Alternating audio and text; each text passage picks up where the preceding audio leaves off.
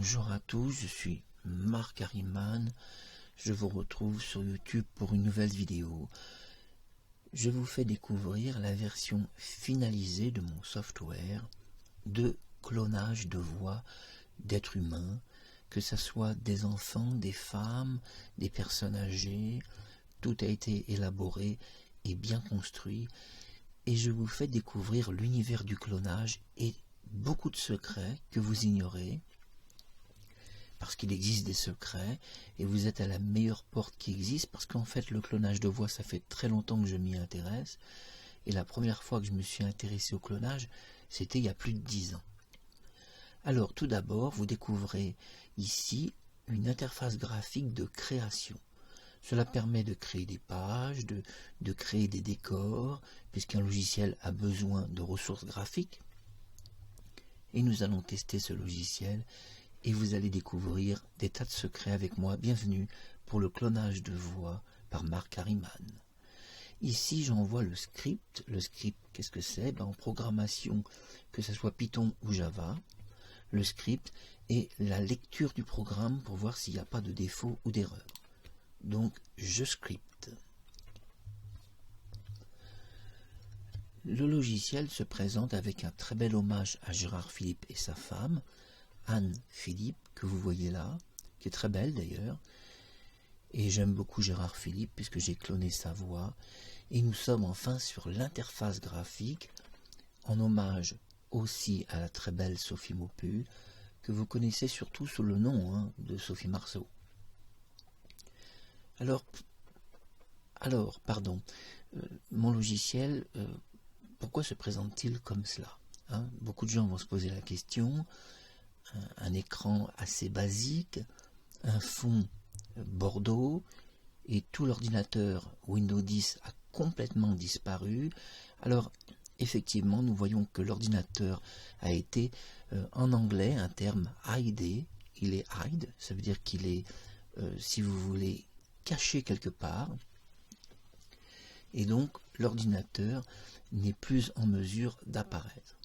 Je peux le faire apparaître ici, dans mon programme, où je peux minimiser mon programme et faire réapparaître mon ordinateur. D'ailleurs, je vais le faire devant vous, je n'ai rien à cacher.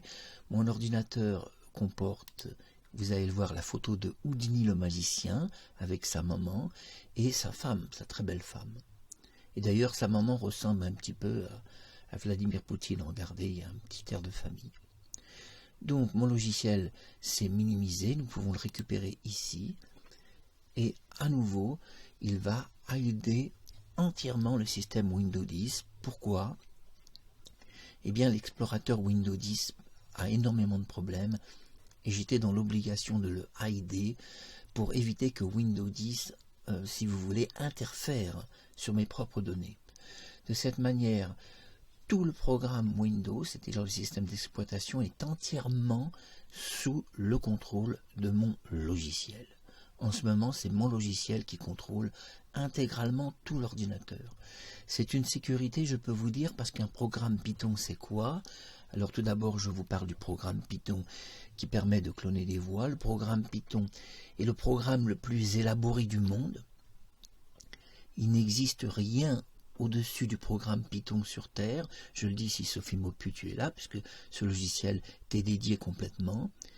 Le programme Python, c'est le programme en or.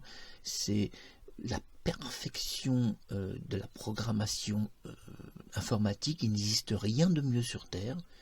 Et le programme qui est juste en dessous, c'est le programme Java, qui vous permet, sur les JavaScript, notamment les navigateurs qui sont remplis de Java, de consulter des pages donc Internet grâce au JavaScript. Ici, dans mon programme informatique de clonage de voix, j'ai préféré le programme Python parce qu'il est très au-dessus du Java, et le Python est un programme basé aussi sur l'intelligence artificielle, c'est-à-dire que dans une certaine mesure, ce programme est capable de faire preuve d'intelligence. Attention, c'est pas aussi vrai non plus.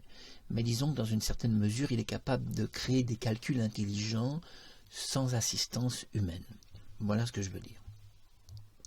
Ici en haut, sur la droite, nous avons ma vidéo de présentation, d'ailleurs que vous voyez ici en partie. Ici, nous avons une clé de licence. Dans la clé de licence, donc nous voyons 2025. Et nous voyons ici, en japonais, donc des informations, parce qu'en effet, mon logiciel utilise ce qu'on appelle des informations japonaises open source. Un open source, c'est quoi? C'est entièrement gratuit. Un open source, ce sont des composants. Vous avez le droit de les copier et de coller certains composants. Par exemple, un OpenCL va ouvrir votre carte graphique et vous permettre d'utiliser un CPU. L'OpenCL est un open source. Par exemple, Google est entièrement un open source, basé sur des dizaines d'autres open source. Ainsi, j'utilise le logiciel Google Open Source. Regardez, je clique ici et par un clic, j'ai accès à un dossier qui est ici. Je peux d'ailleurs mettre un affichage un peu plus grand et dans ce dossier, il y a marqué Google. Donc nous voyons Google donc, qui est ici. Si j'ouvre Google, nous avons accès à Chrome, etc. Alors, le logiciel Google que vous voyez là, donc est un logiciel qui mène sur un Google, mais une version portable, qui intègre 700 mots de données et une interdiction à Google, dans cette version-là, de pouvoir se mettre à jour. J'ai interdit à Google de pouvoir le faire parce que j'ai besoin que le logiciel Google ne soit jamais mis à jour dans mon programme parce qu'il est complet. Et que par rapport à mon programme, il ne peut pas être plus complet et que si jamais il est mis à jour, ça pourrait être une catastrophe. Ça pourrait annuler certains packages open source liés au programme Python et au script. Donc, seule solution, c'était de détruire le système update de Google. Donc la version portable, donc il y a deux possibilités où on clique sur le X de portable et on le démarre, et ensuite on clique sur Cloning Voice CPU Train, ou alors tout simplement le Google, on copie le dossier entier que l'on place dans le programme 86 de votre disque dur, et en le plaçant en programme 86, il suffit de faire un copier-coller, donc qui sera montré dans l'autre vidéo, que vous ne verrez pas ici, mais qui fait partie de mon logiciel. Et bien cela permet de faire démarrer Google très simplement en mode sans échec. Et croyez-moi, c'est précieux le mode sans échec. Donc nous découvrons certaines informations. Nous voyons que mon logiciel pour le moment est réservé, c'est vrai, qu'au Windows 10. J'ai pas réellement réussi à le faire tourner sur un Windows 7. J'ai réussi à switcher la carte graphique, mais j'ai pas réussi encore à le faire tourner. Il me manque des éléments que j'arrive pas à créer. Et donc, je vais devoir réfléchir. Je pense que le Windows 7 manque un peu peut-être de puissance, malgré tout, dans certains composants. Mais je suis en train de trafiquer quelque chose sur le Windows 7 pour ajouter de nouveaux composants et tenter le miracle de le faire marcher en Windows 7 complètement. J'ai réussi en Windows 7 qu'à le faire marcher de moitié et c'est insuffisant. On reste donc en Windows 10, on assure. En Windows 10, bien sûr, il marchera. Windows 11, il n'y a aucun problème, mais vous devrez désactiver votre antivirus dans le cas où ce logiciel vous sera offert un jour sur ma chaîne. Puisque, je l'ai dit, il est possible que je vous l'offre, mais pas maintenant. Pour le moment, il est expérimental. Donc, ce qui est important, bien sûr, c'est de déposer un audio quand on veut cloner une voix. Donc, ici, vous voyez que j'ai déposé un audio CF. Donc cet audio CF, alors peut comprendre diverses durées. Avec mon logiciel de clonage, vous pouvez cloner pour la première fois au monde une voix en 14 secondes seulement. C'est-à-dire que si vous avez une voix parlée de quelqu'un de 14 secondes, on peut arriver complètement à cloner sa voix. Simplement en 14 secondes, il y a une chose qu'on n'aura pas, c'est les caractéristiques complètes de sa voix. Ça, on ne peut pas l'avoir en 14 secondes. Cependant, avec un fichier de 30 secondes et de 50 époches seulement, il est possible de cloner intégralement la voix de Dalida, la chanteuse, avec l'intégralité de ses caractéristiques. La raison principale est que Dalida était égyptienne, et en fait, quand on l'entend parler, elle répète souvent la même chose dans les mêmes intonations, les mêmes tonalités et les mêmes clés d'armature vocale. Mon logiciel est basé sur des clés d'armature vocale. Il va analyser votre armature vocale et essayer de créer des divers clés. Il peut y en avoir 3 minimum jusqu'à 70. Ces clés d'armature vocale vont permettre, que ce soit Sophie Marceau ou d'autres personnes, de créer, si vous voulez, des fichiers d'armature.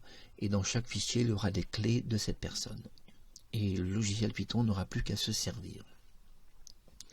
Je résume les choses, c'est tout de même un peu plus compliqué que ça. Ici, je me permets juste de résumer d'une façon simpliste, ce qui est tout de même beaucoup plus compliqué en réalité. Mais d'une façon simpliste, c'est exactement ça. Dans mon logiciel, nous sommes sur la présentation. Nous pouvons découvrir ici quelques informations que j'ai placées parce que c'est important de placer des informations puisque ce logiciel sera un jour gratuit et offert pour tout le monde. Il n'y aura pas de licence professionnelle, tout sera entièrement gratuit et les gens pourront le télécharger. Alors il est possible que le jour où je le propose, Google s'y oppose un peu parce que j'utilise son navigateur. Après je vous expliquerai pourquoi j'utilise le navigateur Google. Donc il pourrait, ce logiciel, être bloqué dans les téléchargements, mais j'ai prévu de mettre mon adresse électronique et vous pourrez demander le logiciel par voie de courrier. Vous aurez donc une copie qui vous sera envoyée, à condition tout de même que vous ayez un timbre pour la réponse, parce que si j'ai 100 personnes qui me demandent le logiciel, ça va être un peu compliqué. Après, ça coûte cher tout de même. Nous voyons que c'est très important d'avoir des données. Alors j'ai placé, vous voyez, quelques éléments d'information, parce que je pense quand même que c'est important. Les gens ont besoin de ces éléments d'information, de lire un peu. Et ici, nous voyons que nous pouvons avoir accès à une seconde page. Et ici, nous avons, c'est très important, les temps relatifs de clonage. C'est un tableau de temps relatif qui s'appuie sur la théorie de Einstein, où le temps est relatif. Alors, je confirme que la théorie de Einstein, qui est complètement aujourd'hui vérifiée et qui n'est plus une théorie, oui, le temps est relatif. Moi, je l'ai constaté avec le programme Python. Python est un programme qui est très complexe parce que il est capable de créer des époches en 1 heure et tout d'un coup il va redescendre au bout de la 20e époche à 25 ou 30 minutes. On va gagner 50% de temps, y compris, je parle en CPU, puisque là mon programme, mon software est uniquement un clonage de voix sur CPU. J'utilise pas de GPU, qui est moins bon le GPU, parce que le GPU est un accélérateur de votre CPU, et à partir du moment où il va accélérer votre CPU, il va sacrifier la qualité. C'est pour ça, méfiez-vous du GPU. J'ai entendu sur des forums qu'on pourrait cloner des voix avec du GPU, j'ai fait l'expérience avec les deux. Le GPU c'est de la merde, voilà, avec des sons très brouillés à l'arrière-plan. Et avec un GPU en 650 époches, vous n'aurez qu'une qualité de 25 ou 30 époches en CPU. C'est-à-dire que si vous faites un clonage de 50 époches en CPU, vous aurez plus de 1000 époches en GPU de qualité. Donc imaginez quand même, c'est pas la peine de vous embarquer sur du GPU, puisqu'avec du 50 époches, on a des résultats bien mieux qu'en GPU, c'est incomparable. Le défaut du CPU, c'est qu'il est très lent, c'est une tortue. Donc on le voit ici, j'ai fait un tableau, j'ai été obligé d'expliquer les choses. Et on voit dans ce tableau les temps. Et d'ailleurs dans ce tableau, j'ai même mis un visuel photographique. Nous allons voir ce visuel photographique où j'explique les choses. Nous voyons dans ce visuel photographique mon logiciel. Donc, nous voyons qu'il fonctionne en système 32. Le système 32 est un mode sans échec. Donc, mon logiciel marche avec une CMD et va entrer dans votre ordinateur pour ouvrir la CMD sans échec de votre ordinateur. Et la CMD n'a jamais d'échec. Il n'y a jamais de bug. Mais pour des raisons obscures, Microsoft n'a pas voulu faire d'ordinateur en mode sans échec. Il n'en existe pas en réalité. Il propose le mode sans échec en option de tous vos ordinateurs. Quand vous achetez un ordinateur, ils sont tous en interface graphique, je cherche les mots, virtualisé 64 bits, Et Microsoft vous propose de temps en temps d'ouvrir la version 32 en mode sans échec, mais de temps en temps seulement si vous avez un pépin, un bug informatique irréparable. Donc une raison très bizarre, Microsoft, qui a fait son système d'exploitation Windows 7, 8 et 10, et même le 11, n'a pas voulu, et c'est bien étrange, intégrer un vrai ordinateur 32 bits qui serait en mode virtualisé. Il n'a pas voulu la créer. Donc ça, uniquement le mode sans échec pour sauver un ordinateur en panne. Et moi, mon logiciel utilise le clonage de voix, non pas pour sauver votre ordinateur, mais tout simplement pour travailler avec, ce qui est quand même plus intelligent que de le sauver. Donc ici, nous voyons ce que je vous expliquais. Vous voyez, à partir de 20 époches, nous voyons un phénomène de réduction de temps. Nous voyons 20 minutes 58 à l'époche 20, regardez vers le haut. Puis à l'époche 21, on voit 18 minutes. Puis l'époche 22, nous tombons à 17 minutes en CPU. Tout ça, c'est du CPU. Et nous voyons que un comparatif de 24 époches sera un comparatif de 600 époches GPU. Donc avec 24 époches CPU, vous avez l'équivalent d'un 600 époches GPU. Donc c'est inutile de cloner une voix en GPU, là vous perdez votre temps, puisqu'avec du 25 époches CPU, vous avez plus de 600 époches GPU en comparatif. Donc vous imaginez. Donc nous voyons qu'en époche 34, on est sur un temps relatif de 17 minutes 54 par époche.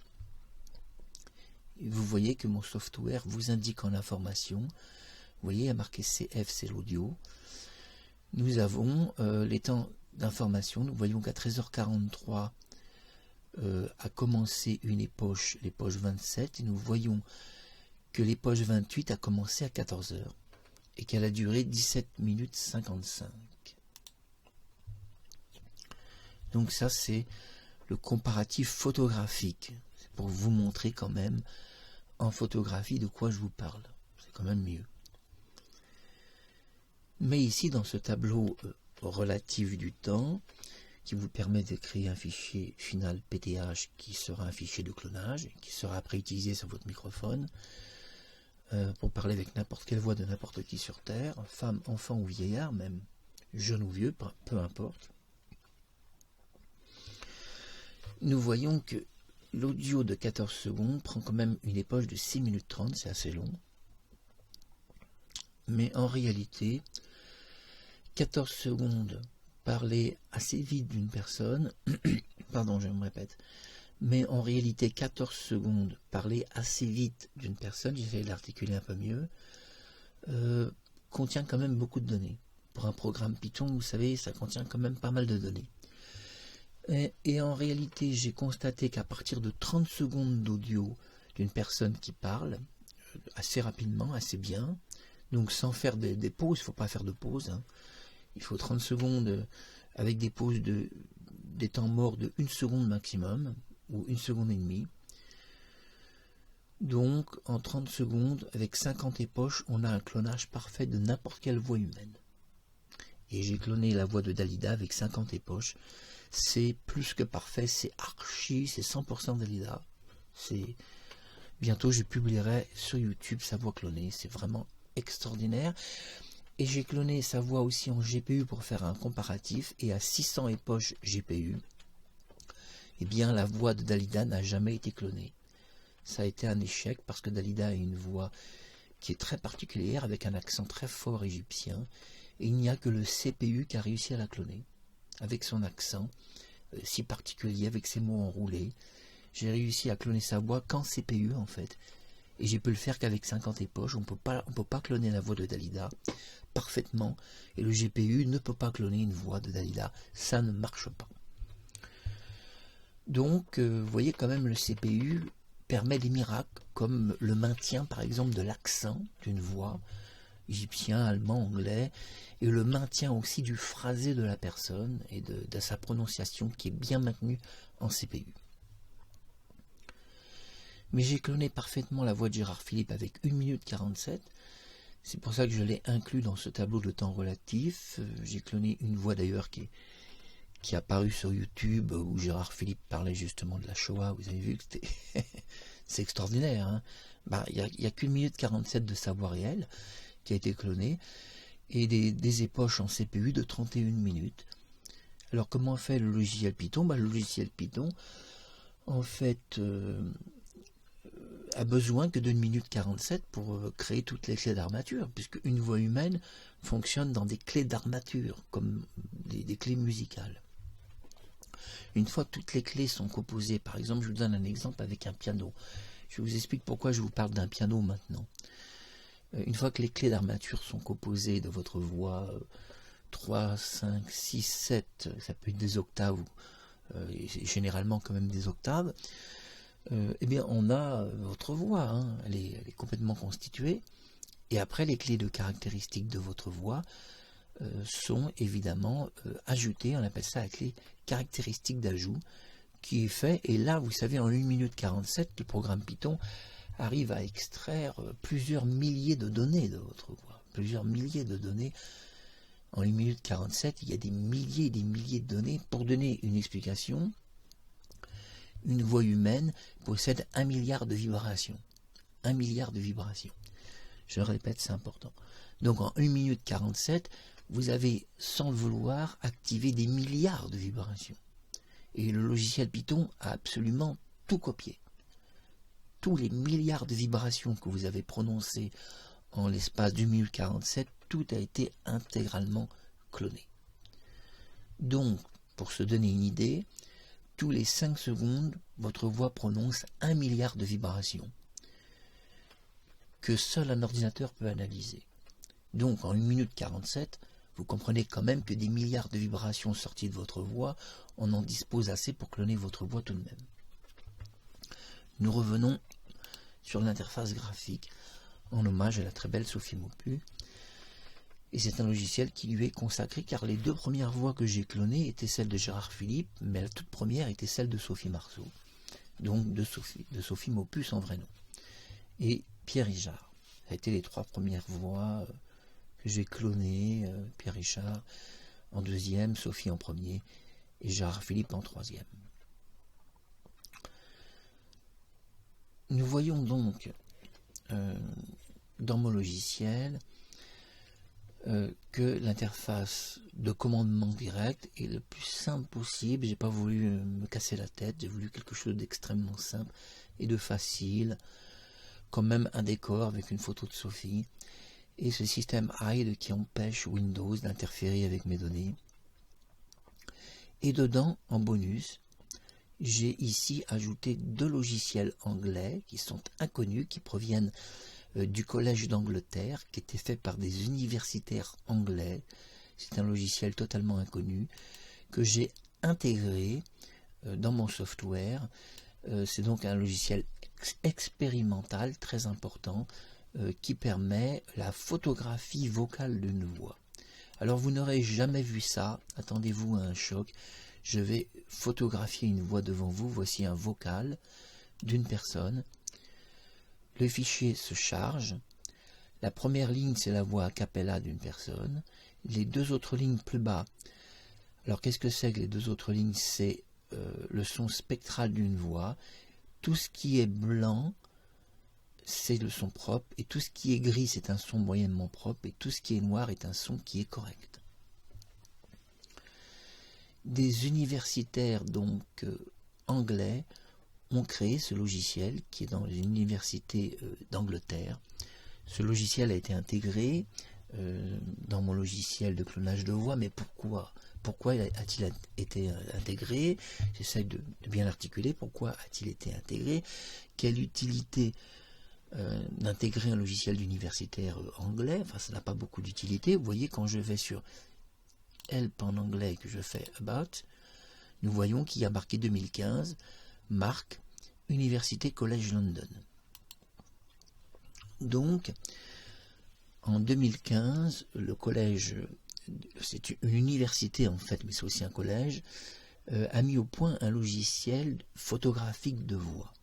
Et ce logiciel est très intéressant, j'ai été obligé de l'intégrer parce que vraiment, il donne des renseignements sur la voix précieux.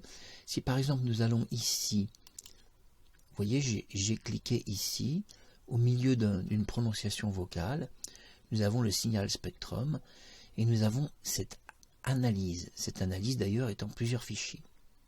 Regardez bien, je vous montre. Et vous me direz, mais à quoi ça peut bien servir? Eh bien, tout simplement, ça peut servir à identifier votre clone. Donc c'est un bonus, c'est une option. Par exemple, si Sophie Marceau dit le mot bonjour, votre pack de clonage, quand vous direz dans votre micro le mot bonjour, vous pouvez, au milieu de la phrase bonjour, analyser votre donnée de clonage et comparer la photographie du mot bonjour qui a été prononcé par Sophie et du mot bonjour qui a été prononcé par vous-même. Et vous aurez en photographie les deux photos et vous pourrez faire le comparatif des deux photos pour voir si votre clone est réussi. Donc, primordial d'avoir cette petite option en bonus. Voilà, ça c'est une option bonus et il y a deux analyseurs spectrales qui proviennent de Collège d'Angleterre.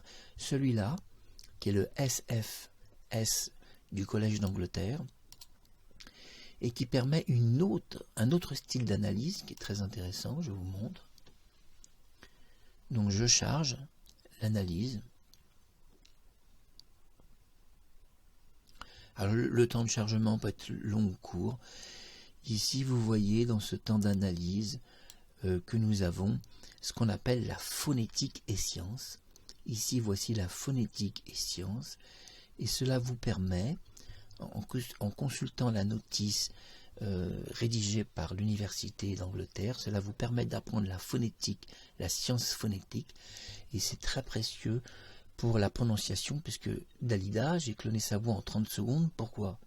Eh bien tout simplement parce que j'ai choisi 30 secondes de la voix de Dalida, qui était très expressive, où elle changeait beaucoup sa façon de parler, et donc c'est comme si j'avais mis dans l'ordinateur une voix de 3 minutes.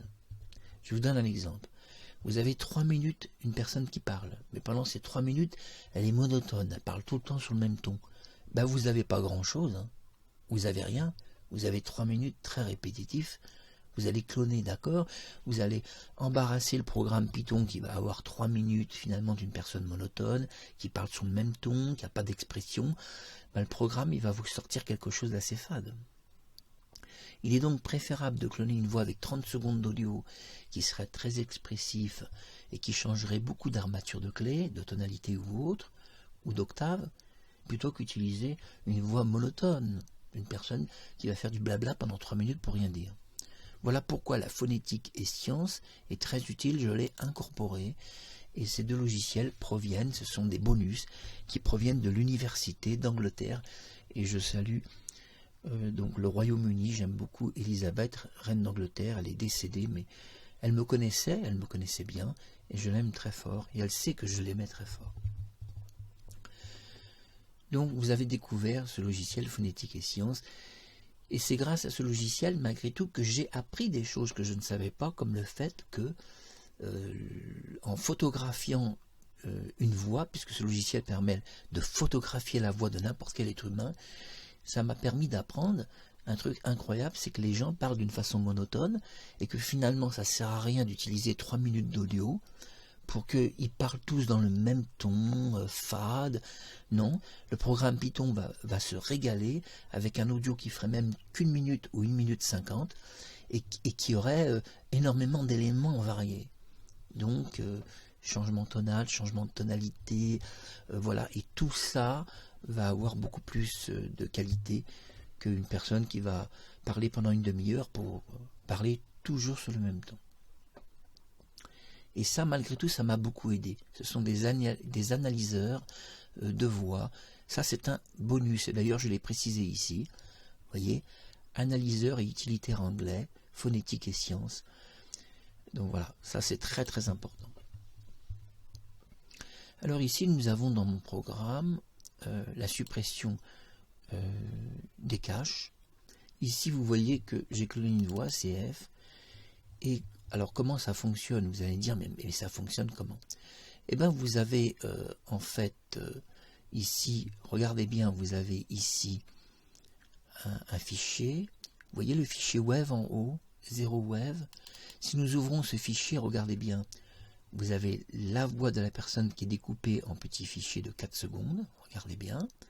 Chaque fichier a été découpé par mon logiciel, mais vous découvrez un fichier PT. Vous voyez un fichier qui est ici, un fichier spectral PT.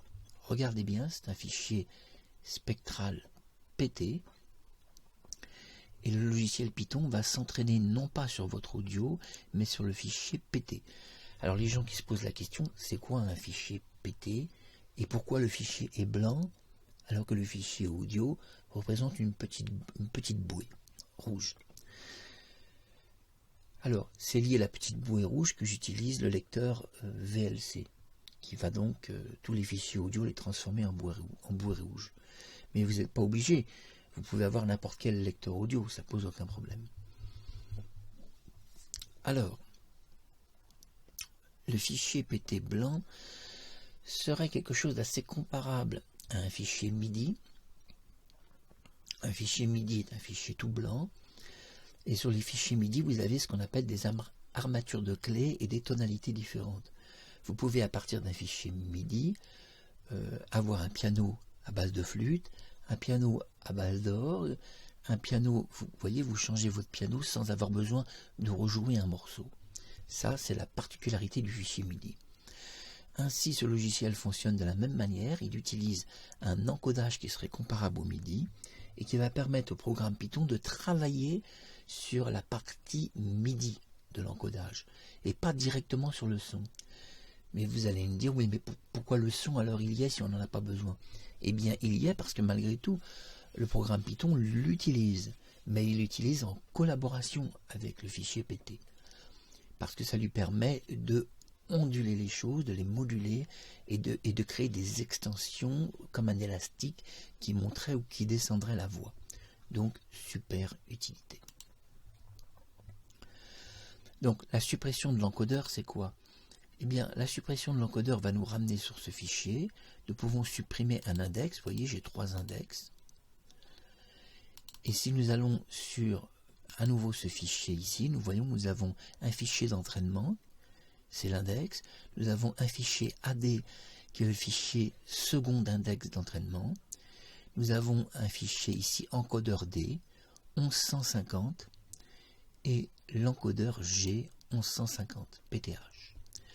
Donc, quand vous faites une sauvegarde, le fichier 1150G va être remplacé par un nouveau fichier à valeur plus élevée.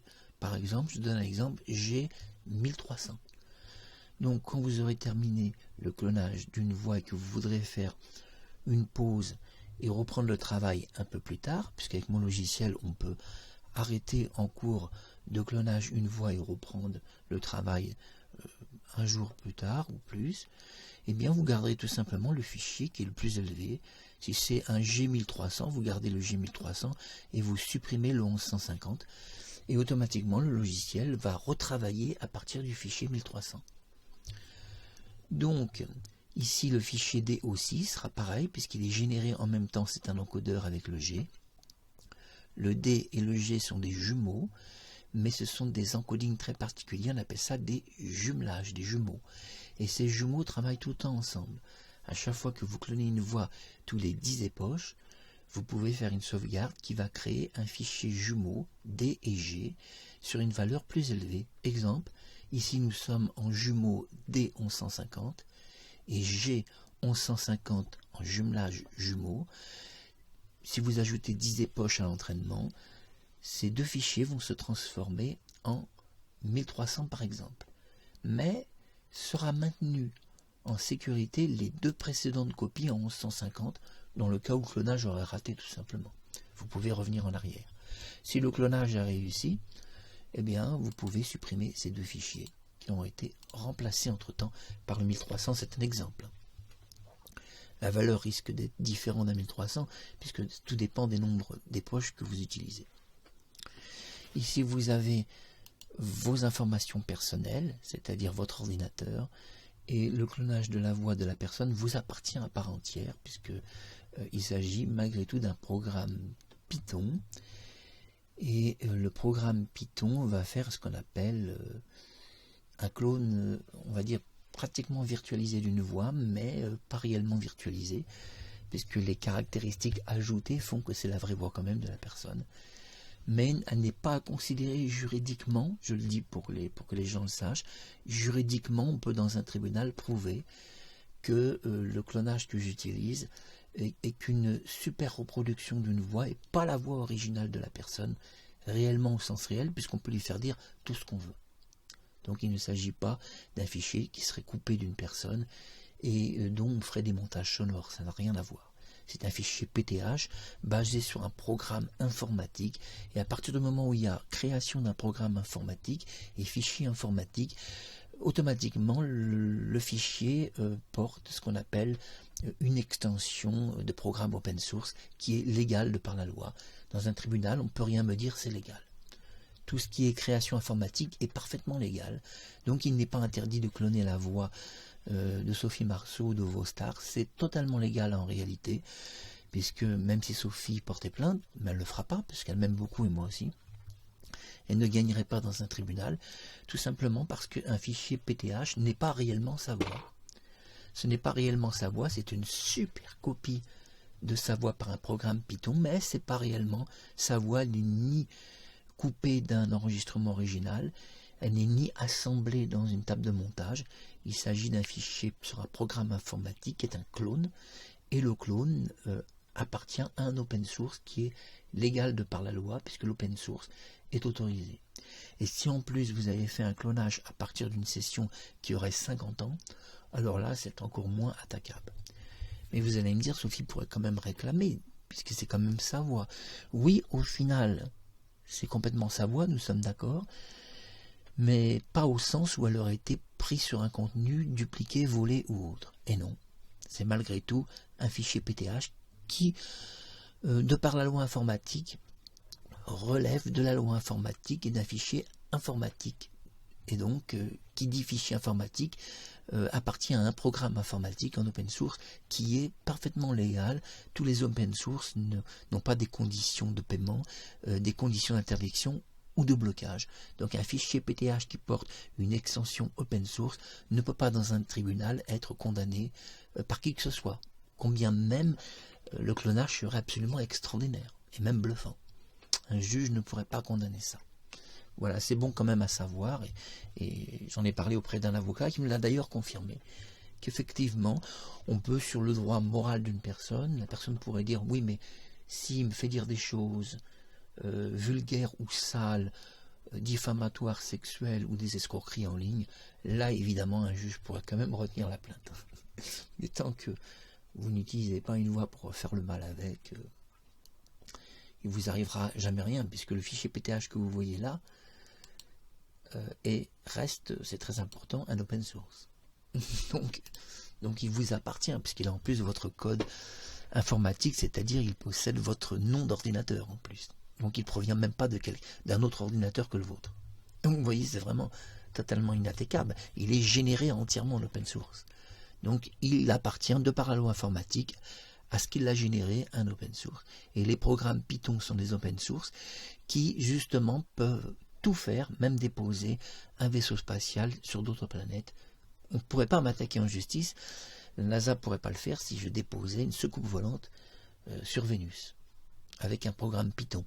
Et même si j'avais copié une version open source de la NASA, on ne pourrait pas me poursuivre en justice. Voilà, comme ça, vous savez tout. Maintenant, il est temps d'ouvrir le clonage en CPU Train et est intégré le cloning GPU Yamin Train, mais il fait également CPU parce que j'ai créé un modèle CPU pour quand même utiliser un mini GPU cache en cas de pépin qui est intégré sur les cartes Intel de vos ordinateurs. Donc on peut dans une certaine mesure utiliser le mode Yami Train avec un risque d'erreur de temps en temps, puisque, attention, le mode Yami est exclusivement du GPU, mais j'ai créé un système CPU qui permet de l'utiliser, et ce mode Yami va pouvoir être utilisé en CPU, aura de très bons calculs de clonage. Seul problème, c'est que le mode Yami, il y a parfois quelques erreurs, mais les erreurs ne sont pas si graves, parce que je vous ai expliqué qu'à partir des encodeurs, vous pouvez revenir en arrière et garder l'encodeur qui n'a pas d'erreur. Donc, quoi qu'il arrive, il ne peut pas y avoir d'erreur, puisque vous avez des encodeurs un peu partout de sécurité. Une fois que vous supprimez les encodeurs inutiles, vous les supprimez de votre poubelle Windows. On va ouvrir le Cloning Voice CPU Train. Nous voyons, alors je vais réduire un peu la commande CMD parce qu'elle ne donne pas beaucoup d'informations, elle est presque inutile. Et je vais la mettre un petit peu ici, regardez. Comme ça on garde le beau visage de Sophie devant nous. C'est quand même plus intéressant à voir qu'une commande CMD. J'ai une carte AMD Intel 1006, donc une vieille carte graphique, hein, c'est pas de la super qualité.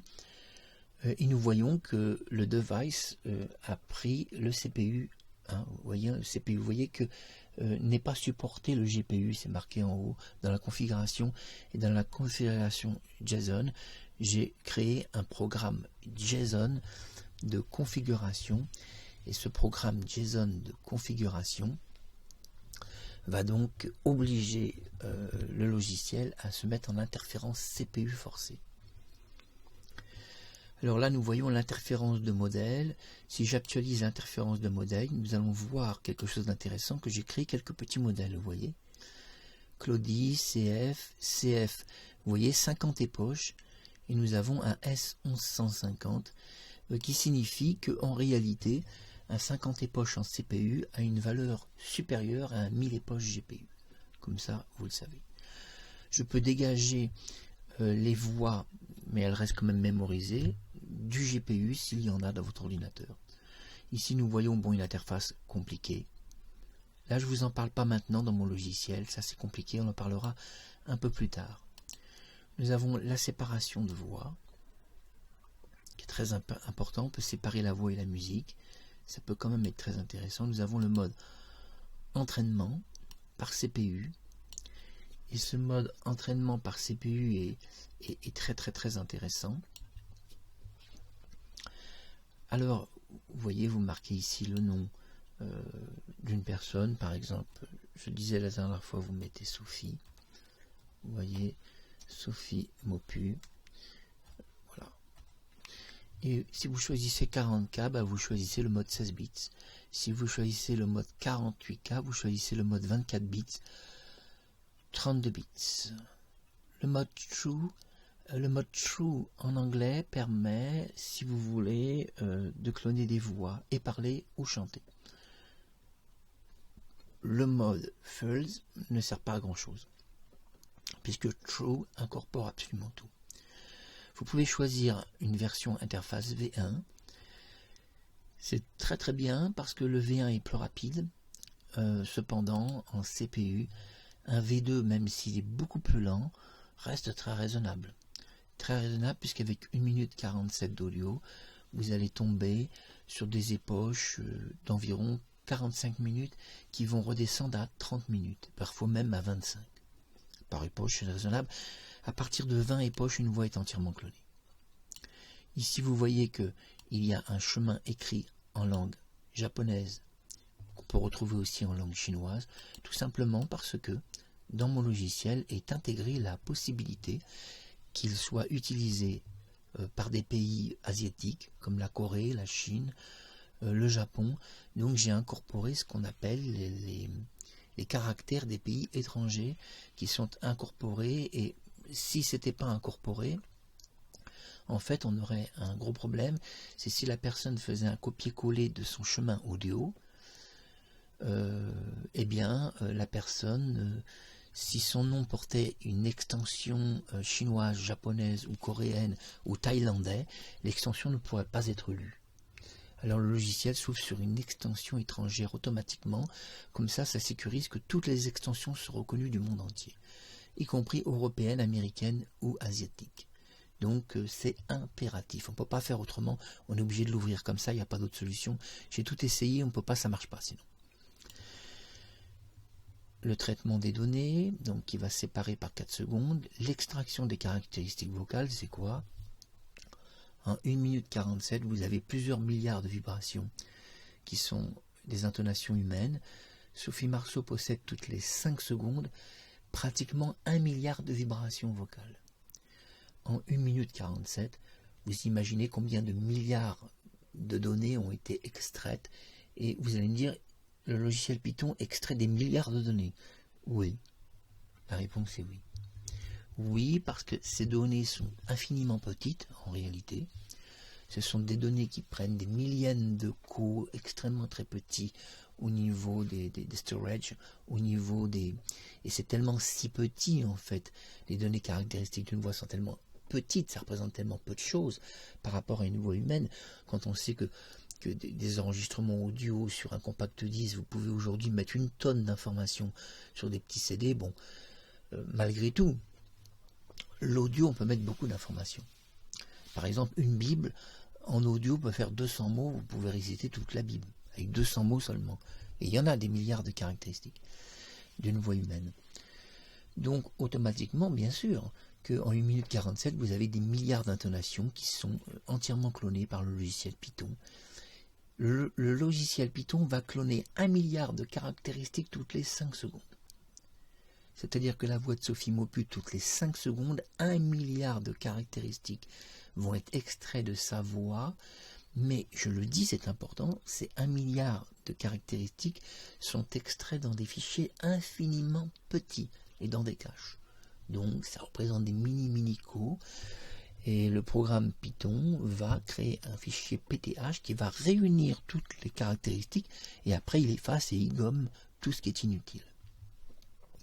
Et on se retrouve, pour vous donner une idée, avec un fichier de 53 mots, c'est pour vous donner une idée, on peut entrer plus de 100 milliards de caractéristiques d'une voix d'un être humain si elle était super complexe.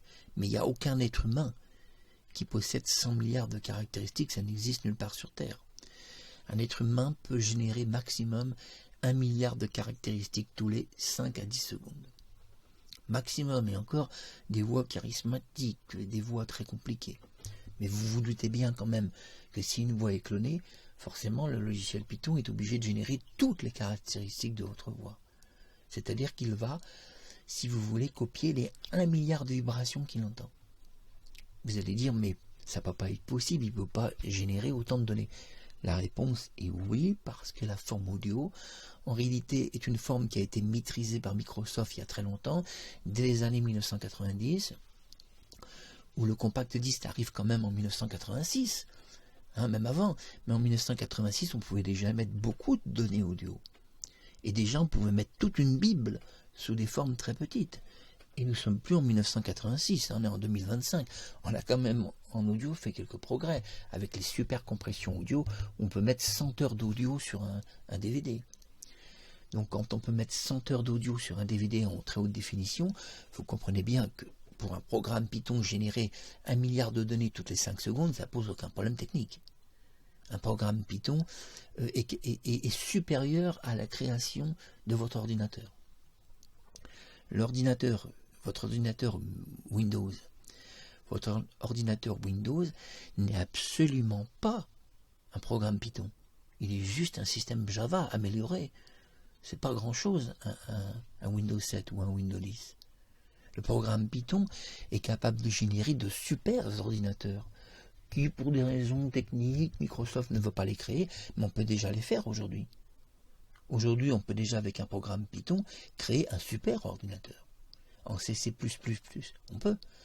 Puisque vos ordinateurs, et écoutez bien ce que je vais vous dire, puisque je fais de la programmation, vos ordinateurs Windows 7 et Windows 10, c'est des programmations qui sont basées sur des renseignements informatiques de 1970, créés aux États-Unis. Dans les laboratoires informatiques de 1970, on crée déjà des programmes en C. Les programmes en C, C++. Le C++ qui va arriver en 1977 était un programme incluant certains types de variables qui n'étaient pas proposés. Mais vos ordinateurs ne sont pas si évolués. Un Windows 10, c'est un programme de 1970 en réalité. Et Microsoft ne peut pas dire le contraire. Seulement si Microsoft entend ça, il va dire le mec il s'y connaît quand même pas mal. Parce que ça, tout le monde ne le sait pas, que leurs ordinateurs Windows 10 sont faits, leurs systèmes d'exploitation sont faits avec des données vieilles de 1970. Oui, on peut créer tout un ordinateur Windows 10, Windows 7 avec des données qui ont été inventées en 1970. Et donc, je ne tire pas mon chapeau à Microsoft qui n'a pas voulu améliorer son système, et c'est le même système depuis 50-60 ans. C'est exactement le même système. Simplement, tous les Microsoft sont des remaquillages. Le XP est un remaquillage du Windows 7, le Windows 7 est un remaquillage graphique du Windows 8, le 8 c'est un Windows 10 qui est remaquillé, et le Windows 11 c'est un remaquillage du Windows 10 mais avec une extension sur le 11, une extension hybride qui permet une accélération de certains composants de son système d'exploitation qui n'existait pas en Windows 10, mais le problème en hybride du Windows 11, c'est qu'il va accélérer certaines données, mais il va en sacrifier d'autres. Et ainsi, on découvre que le Windows 10, il y a plein de fonctions, il est plus rapide que le Windows 11. Mais en échange, le Windows 11 va être un peu plus rapide pour les montages vidéo. Comme beaucoup de gens font aujourd'hui des montages vidéo sur des sites sociaux, bah voilà, vous êtes quand même gagnant. Mais moi, je reste avec mon Windows 10. Je préfère pas le 11, il a encore quand même beaucoup de défauts, le 11. Donc nous voyons que quand tout ça est fait, eh bien nous devons évidemment cloner la voix. Donc on choisit dans le clonage de la voix un oui. C'est un fichier, donc un fichier qui s'appelle Veil, qui est un fichier donc qui permet de le mémoriser dans un fichier du logiciel, qui porte toujours le même nom, tout simplement en hommage aux Japonais qui ont créé ce nom-là. Donc moi j'ai laissé ce nom, je pouvais le changer, je pouvais mettre folder Harriman, mais j'ai choisi de rendre hommage au Japon et de laisser le nom original, puisque les toutes premières personnes qui ont créé un logiciel de clonage étaient des Japonais pour des dessins animés. Mais là maintenant je vais vous faire des révélations sur le clonage. C'est pas si vrai non plus qu'ils ont été les premiers. Les vrais premiers à l'avoir fait, ce ne sont pas des universitaires, c'est la société Casio au Japon, et je vais vous en parler dans une minute. Je vais vous faire des révélations que vous pourrez lire nulle part, sur aucun site social. Donc, nous voyons qu'en 20 époches, par défaut, le clonage est parfait, mais c'est vrai que si vous clonez une voix en 50 époches, c'est beaucoup mieux. Alors, 50 époches, utiliser un audio de 30 secondes, ce sera largement suffisant. Vous en avez pour 8 heures de clonage. Et dans 8 heures, la voix de Dalida elle est clonée à 100% identique de la vraie voix. Voilà. Donc, évidemment, vous savez que la valeur est de 0 ici, puisque quand on n'a pas de GPU, on met une valeur de 0, ou on n'en met pas tout simplement. Mais c'est mieux de mettre une valeur de 0, ça permet au logiciel Python de calculer plus vite. Et ici, Cloning Voice Super CPU. Le Super CPU, je l'ai expliqué la dernière fois, c'est un switchage de votre carte graphique. Et la Direct ML, qui n'est pas une Direct 12, alors là j'ai entendu qu'il y a des gens qui pensent que la Direct ML est une Direct 12. Bon, les gars, relisez vos manuels de programmation. La Direct X12 est une Direct qui est utilisée pour les jeux vidéo, pour jouer à vos jeux vidéo. La Direct 11 est pas mal, et la Direct 9 permet d'utiliser des vieux jeux vidéo comme Nintendo, puisqu'on peut jouer sur PC aux jeux Nintendo, ou Sega, les vieilles consoles. La Direct 12 permet de jouer aux jeux récents, c'est une Direct 12X, vous pouvez mettre à jour votre PC, mais ça sert à rien, puisque mon logiciel incorpore la Direct ML, qui est autre chose. C'est un switchage de la carte graphique. Et dans le Direct ML, c'est le transfert de toutes les données CPU à l'intérieur du programme Python qui permettra d'avoir une haute définition de clonage. En vérité, environ 3 à 5 fois supérieur à un GPU. Largement 3 à 5 fois supérieur, largement. C'est pas comparable, le CPU est vraiment meilleur. Mais le CPU est long. Pour cloner la voix de Dalida, à partir de 30 secondes de sa voix, j'ai mis 8 heures. Par contre, j'ai parlé 4 minutes avec sa voix, c'était impeccable.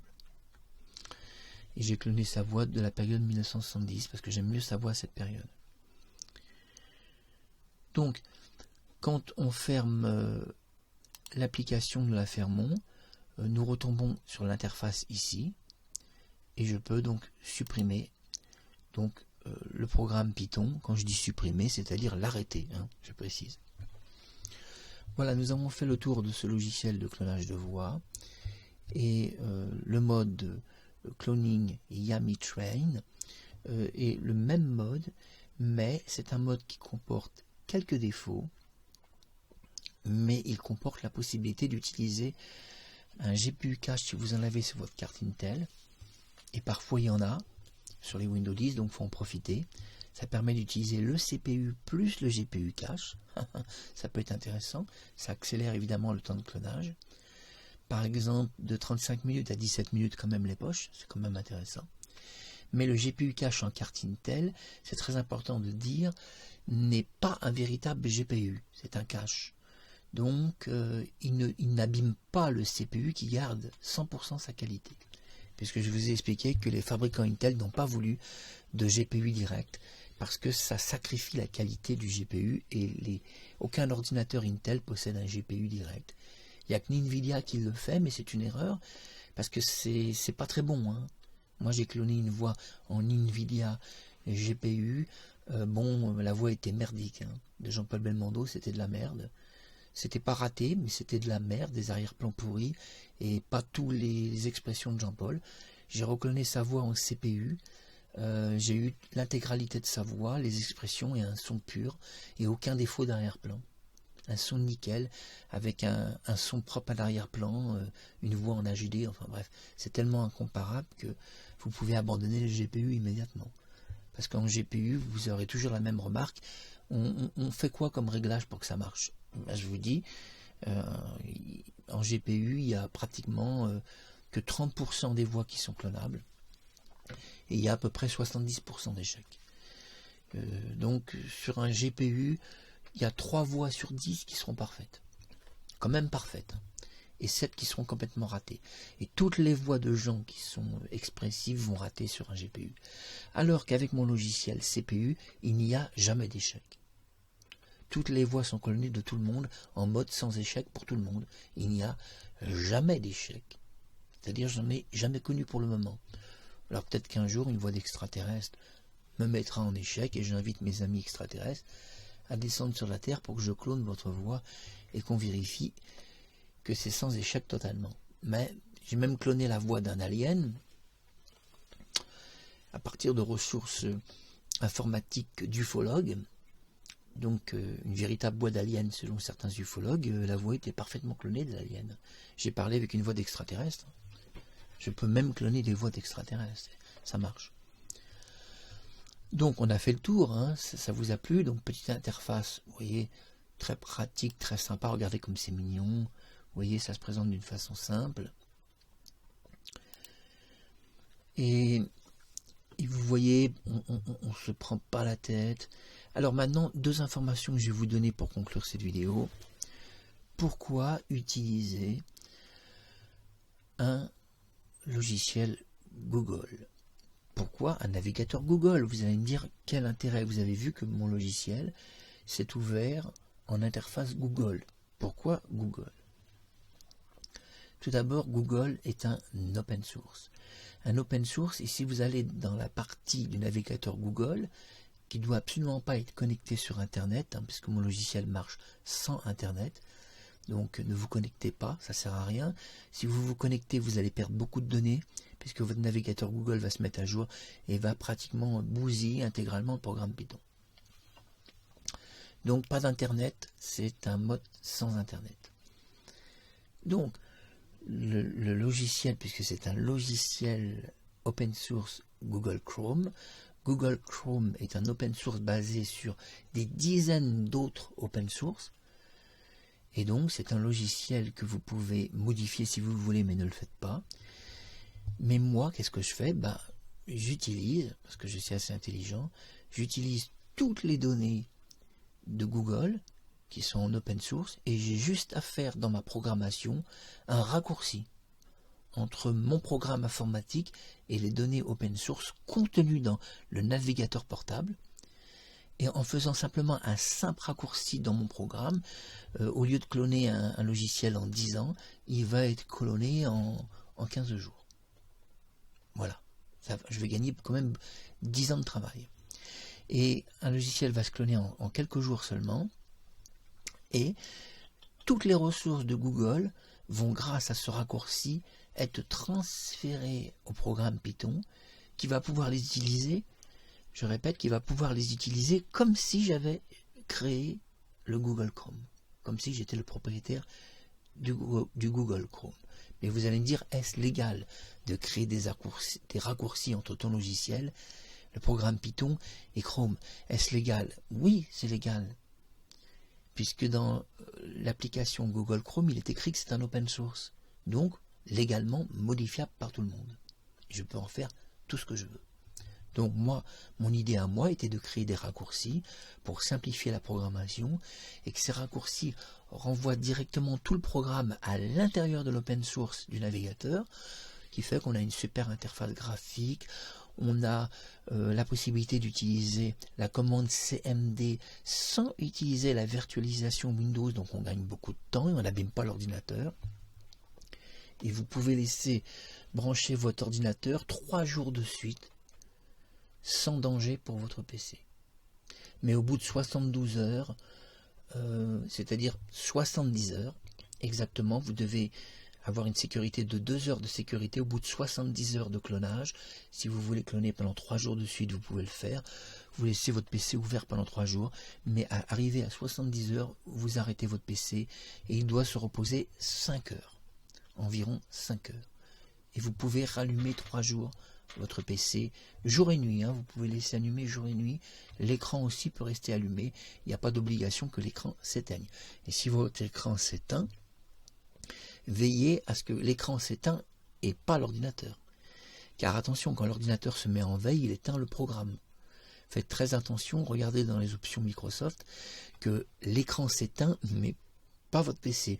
Alors moi, pour éviter qu'il y ait un bug de Microsoft, moi je laisse tout allumé. Comme ça, donc, par défaut, je propose la version tout allumé standard. Mais maintenant, je vais vous apprendre quelque chose sur le clonage que vous ne pouvez pas savoir. Et j'ai besoin de vous l'apprendre parce que vous avez besoin de cette information. Je m'adresse à toi, Sophie Maupu. Contrairement à ce que vous pensez, ce ne sont pas des universitaires qui ont créé le clonage de voix de dessins animés. Ce ne sont pas eux du tout. Les tout premières personnes à l'avoir fait, c'est la société japonaise Casio, qui en 1985 a commencé des recherches de sampling musical, et ils ont sorti Casio, les premiers sampleurs musicaux. Ces sampleurs vous permettaient de répéter en boucle un son de quelques secondes, 4, 8 secondes. Vous avez remarqué tout à l'heure, je vous ai montré un audio coupé en 4 secondes. Alors vous commencez déjà à comprendre. Vous allez dire, oulala, ça y est, on commence déjà à comprendre quelque chose. Il veut nous dire quelque chose, Marc. Donc vous vous doutez bien que si ces morceaux sont coupés en 4 secondes, c'est pas par hasard tout de même. Pourquoi 4 ? 4 constitue un sampling, pour que vous puissiez comprendre. Et en réalité, mon logiciel utilise un synthétiseur de sampling, qui a été créé par la société Casio au Japon en 1990. D'ailleurs, dans la licence, vous avez pu voir un chiffre, regardez bien. 1995, vous voyez, vous avez vu une date. En 1995, au Japon, est paru chez Casio les premiers sampleurs au monde de musique. Vous pouviez sampler votre musique. Mais en réalité, Casio avait été beaucoup plus loin à cette époque-là. Les Japonais avaient créé le premier synthétiseur de clonage de voix qui n'a eu aucun succès. Ça a été un échec total. Ce synthétiseur que j'ai à côté de moi, que je vous montrerai un jour sur YouTube, s'appelle le Casio SK1. Vous entendez, regardez, j'appuie sur le clavier. Je vous montrerai bientôt ce synthétiseur, qui est un Casio SK1, qui était le premier synthétiseur au monde de clonage de voix humain, et qui possédait l'armature de clés et toutes les clés de tonalité. Mais il avait un défaut, c'était un synthétiseur basique. Et donc il pouvait cloner une voix d'une façon basique. Mais parfaitement par contre. Donc mon logiciel utilise un nouveau synthétiseur que j'ai mis au point, qui est un synthétiseur moderne de 2025, qui intègre une technologie entre 1000 et 10 000 fois supérieure au SK1 japonais de 1995. Il est en réalité ce synthétiseur qui est intégré à peu près 10 000 fois supérieur au-dessus. Et ce synthétiseur est capable de synthétiser votre voix en fichier PT, je ne vous ai pas parlé de ça pour le moment, et fichier PTH. Et pour le moment, vous voyez mon logiciel de fichier PTH, mais en réalité, dans mon logiciel, il me suffit de supprimer l'entrée, c'est-à-dire l'input, de supprimer l'input PTH et de copier mon synthétiseur PT, qui est un logiciel que je ne vous réserve pas pour le moment, qui est un petit fichier qui fait une centaine de mots, à 300 mots. Et si je copie ce fichier, tout mon logiciel devient un logiciel de clonage PT, qui alors ne marcherait plus en PTH. Mais le clonage PT, je travaille en ce moment dessus, sera un nouveau logiciel qui ne sera pas meilleur, mais qui aura un son de clonage plus rapide et plus dense dans la compression et dans la puissance, plus sec aussi et plus incisif. Mais le problème, s'il sera plus incisif et donc meilleur sur certains points, il n'aura pas la volupté du PTH, qui reste un logiciel de volupté vocale. Et pour cette raison, je risque, si je propose un jour le PT, de proposer une version simple en PT.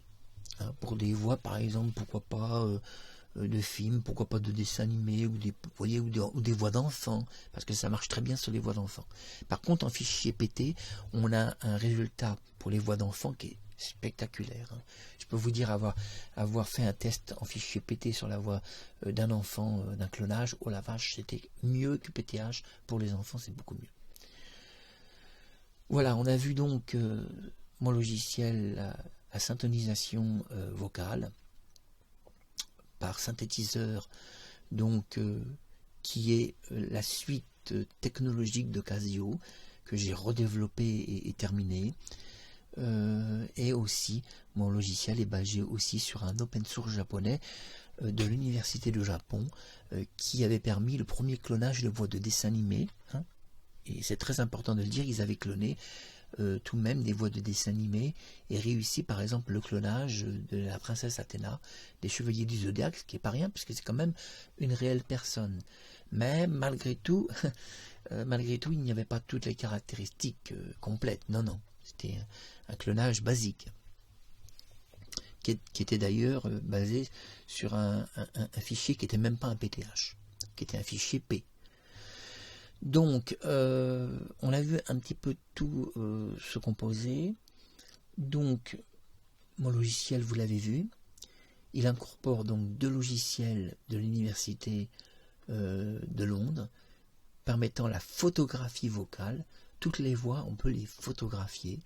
Par exemple, si Sophie dit le mot bonjour, moi je dis le mot bonjour avec sa voix clonée. Je fais une photo du mot bonjour de sa vraie voix, une photo du mot bonjour de ma version, je compare les 2 photographies, c'est parfait, le clonage est 100% parfait à l'original. Vous voyez, on a la photo carrément sous les yeux.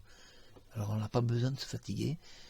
Et là, alors la photographie d'une voix a été créée par les universitaires anglais qui ont créé la photographie d'une voix. Alors ça c'est très très vieux, on remonte vraiment à de nombreuses années. Et malgré tout, ça aide. Vous voyez, j'ai incorporé ça et j'ai eu raison de le faire. C'était Marc Harriman.